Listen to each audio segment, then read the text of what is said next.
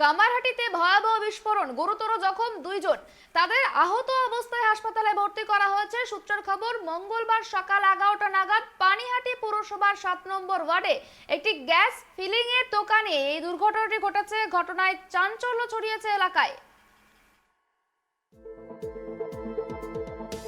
দোরগোড়ায় পঞ্চায়েত নির্বাচন, তার আগেই কামারহাটিতে বিস্ফোরণের ঘটনা।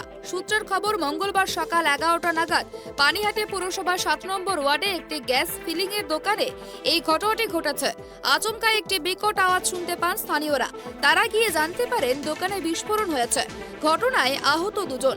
আহতদের সাগর দত্ত মেডিকেল কলেজ হাসপাতালে নিয়ে যাওয়া হয়েছে। কিভাবে বিস্ফোরণ এখনো তা স্পষ্টভাবে কোনো তথ্য পাওয়া যায়নি। তবে প্রাথমিকভাবে জানা যাচ্ছে গ্যাস ফিলিং এর কাজ হয় সেই দোকানে, ফলে সেখান থেকে বিস্ফোরণের ঘটনা ঘটতে পারে। খবর পেয়ে ঘটনাস্থলে পৌঁছেছে বিরাট পুলিশ বাহিনী। খড়দা এবং কামারহাটি থানার সংযোগস্থলে এই ঘটনাটি ঘটেছে।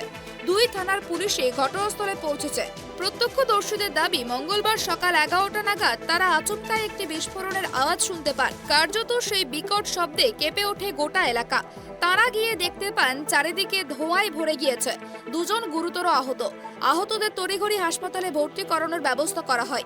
আপাতত সাগর দত্ত মেডিকেল কলেজ ও হাসপাতালে চিকিৎসাধীন রয়েছেন তারা।